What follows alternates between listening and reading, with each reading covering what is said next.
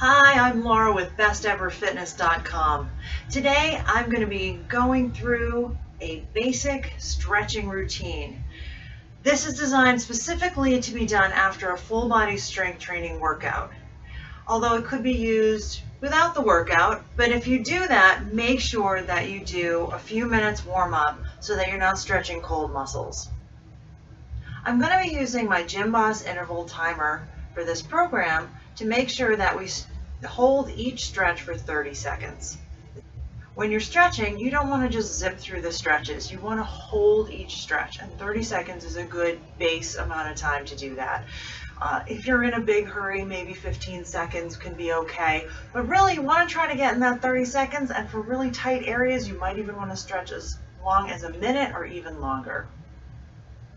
So we're going to get started with the method that I like to use, which I call floor to ceiling. Now, there's really nothing special or magical about this method. I use it because it makes it easy to remember. There are a lot of muscle groups, there's a lot going on. It's very, very easy to skip over things and forget. If you go floor to ceiling, it makes it a lot easier to kind of go through your checklist along the way.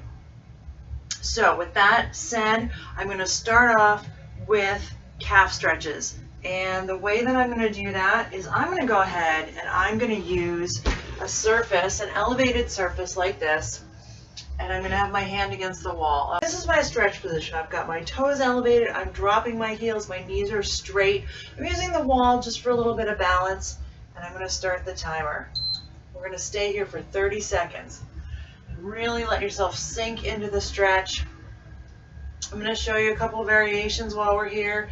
You can, if you need more, if you feel like you're not getting enough, you can always, I'm going to bend this knee. Bend one knee and put the weight on the straight leg and do them one at a time. That intensifies the stretch on that straight leg and lets you get a little more out of it. Now, yep, you're going to need to hold each leg 30 seconds. So that, yeah, it will take a little bit longer, but that's okay. If you need it, you need it. You don't want to skimp on the stretching. Okay, so we've done the calves. Now we're going to do the shins. And all I do for the shins is I'm just going to sit. I'm going to sit right down on my heels. And this is it. This is really pretty straightforward. If you're not tight in your shins, you might not even feel this. If you are tight, this is going to be a big stretch. If you've just started a walking program or running, your shins may get really tight. When people talk about shin splints, that sounds really serious. Always makes me think of bone spurs, shin splints. But really, it's just the muscles in your shin are sore. And this is how you get rid of that. All right. So, and that 30 seconds goes by pretty fast, especially when I'm talking at you. Okay. So we're going to move up. We've done now the lower legs. We're going to move up into the thighs. So first, what I like to start with is the hip flexors. So all we're going to do for that is we're going to go into a lunge position, just like this. Nice big lunge. I'm going to set up so that this is a big, huge step. My shoulders are up. I'm going to slide and put my shoulder blades in my back pocket. That's a great cue. If you think of it that way, it makes it really easy to line up. I'm going to tuck my hips under, tuck my tail, and I'm going to sink just a little bit. And that's going to really give me a good stretch. And I'm just going to hold that.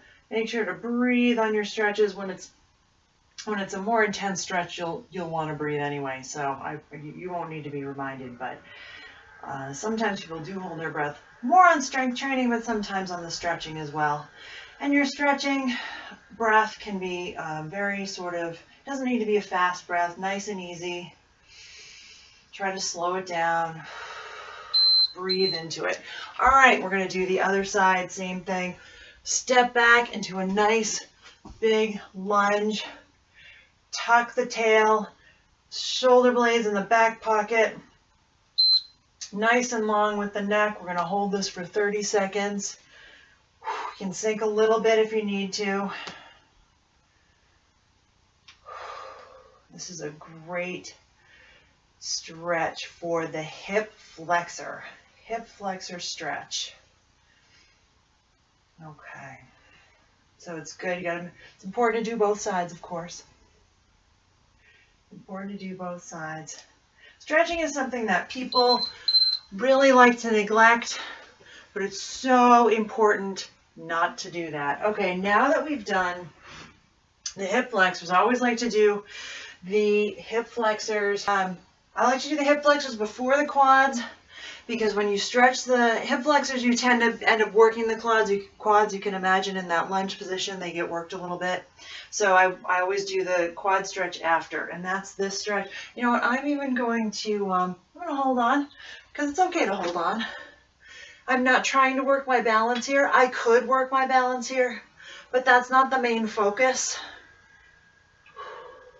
You can work your balance some other time. So the key on this, whoops, helps to start the timer, doesn't it? The key on this is that you're up nice and tall. Your knees are together, right? My knee's not forward like this. It's not out to the side. It's right next to the other knee.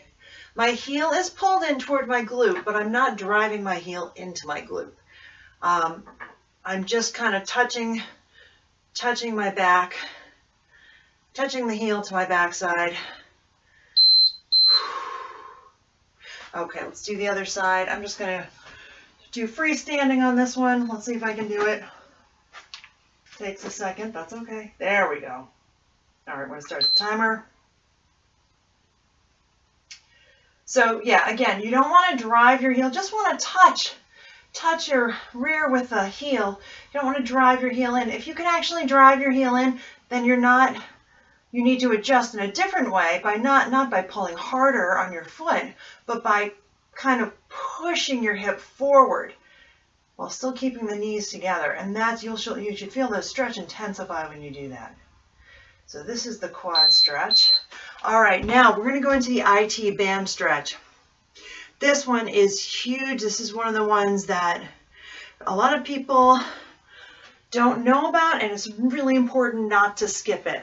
You're going to cross one leg over the other, one foot, and you're going to touch the outside edges of your feet are going to touch.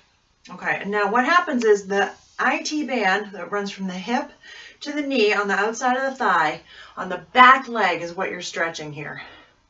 So what you're going to do, you're just going to go right down as low as you can. If you can't get this far, use like a yoga block or a dumbbell. Put your hands on something. A foam roller is great, and just use that to support yourself.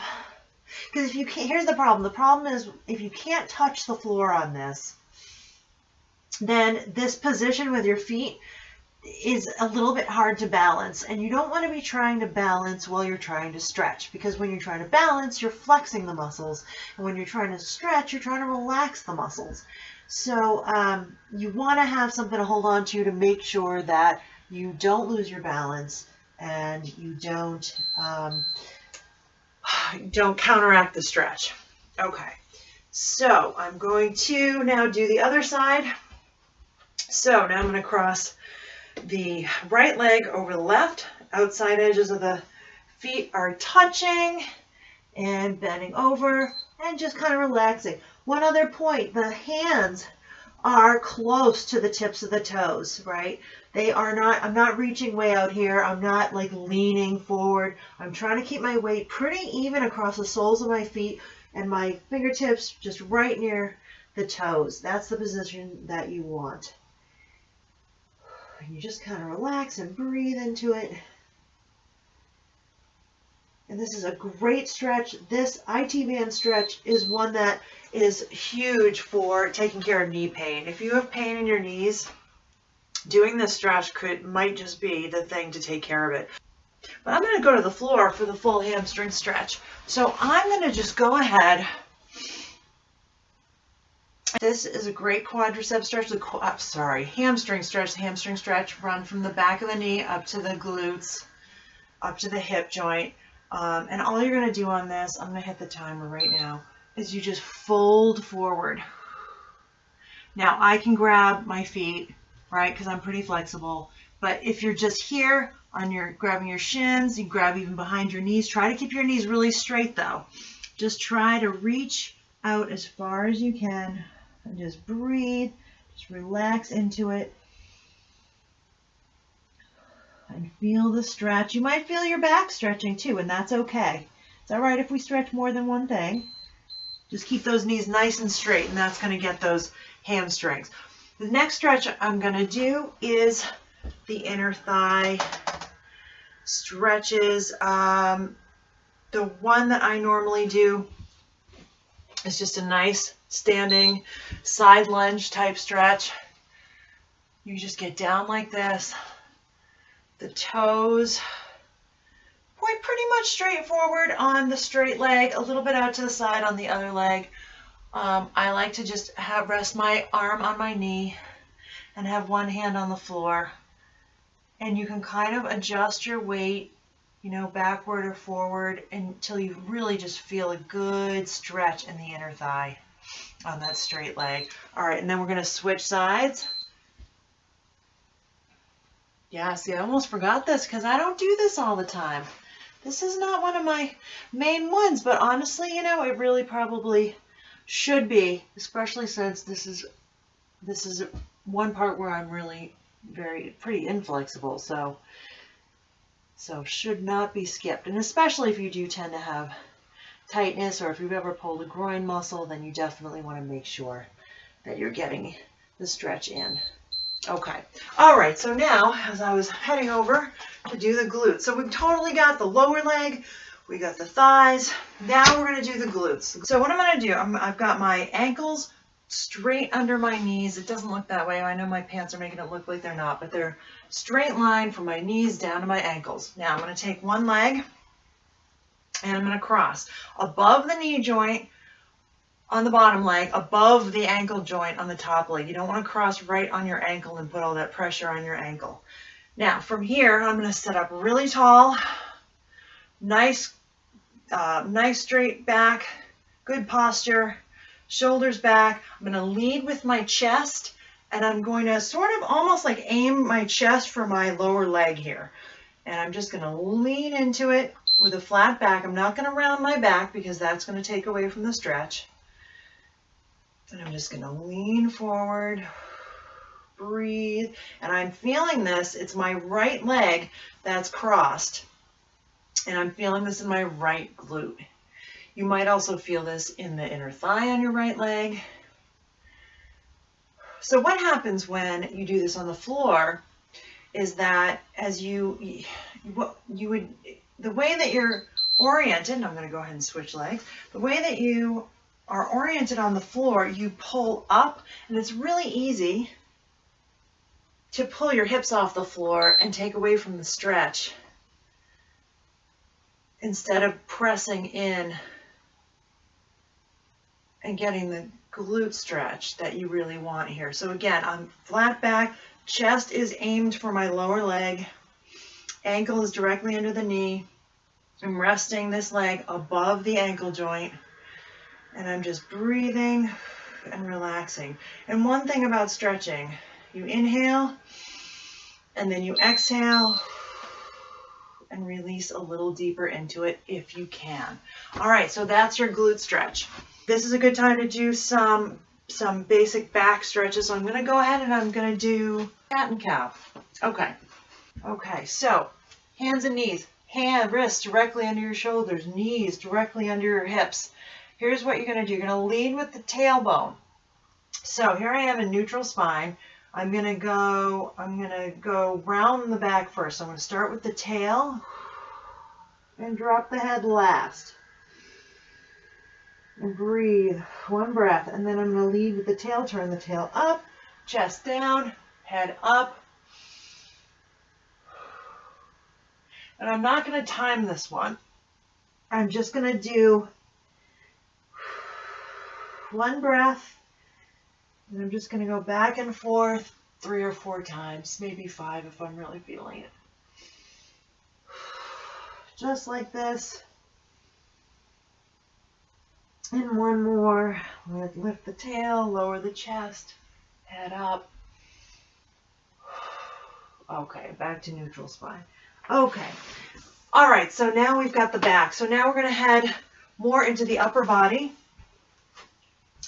I'm going to head right into a chest stretch. Okay, and this is one of the main areas that this is where people get tight. This is what pulls our shoulders forward and gives us this nice look. That's pretty, huh? Okay, we don't want that. So what you're going to do is you're going to take your hand and you're going to put it on the wall. You're going to point your fingertips back, straight back behind you. You're going to step forward so that your hand is not straight, it's not right out next to you, but it's sort of angled back, about 45-degree angle. Then you're going to take your body, you don't want to be so far that you're leaning, you want to be up nice and straight. And then you're going to imagine, keep your shoulder nice and open too. Don't let your shoulder come up by your ear. Keep it open. Palm flat. Then you're going to sort of imagine that you're going to take a U-turn. Like this shoulder that's closest to the wall, you're going to do a nice U-turn. So you just go like that. Try to keep that shoulder nice and open. You'll feel it come through the shoulder and right down into the chest. It's a great stretch. The hand height is about as high as your shoulder. And you're just kind of pressing as you imagine that you're moving forward and around.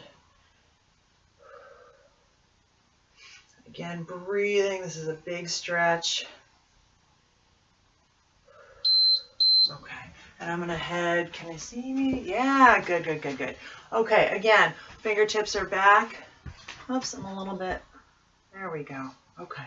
Fingertips are back. I'm going to step forward. I'm a little too high for this shot, but that's okay.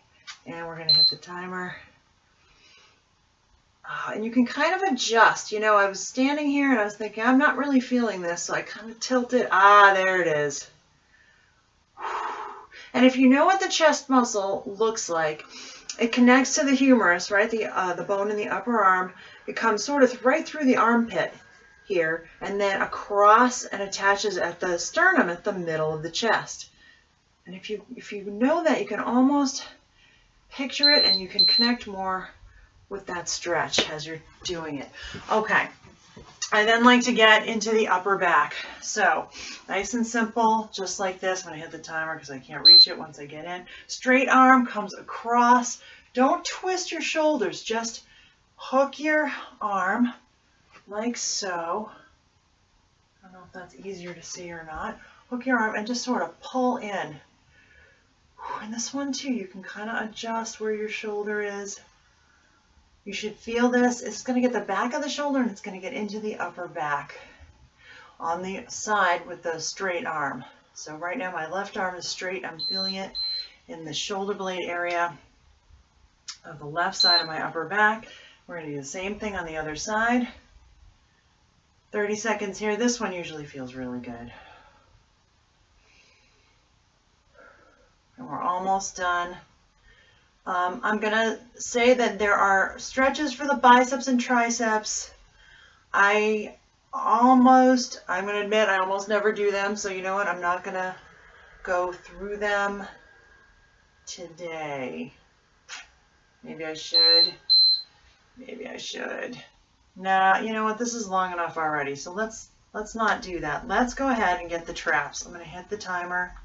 You're going to take one arm behind you. You're going to grab the wrist with the other arm, and you're going to tilt towards the side with the elbow sticking out.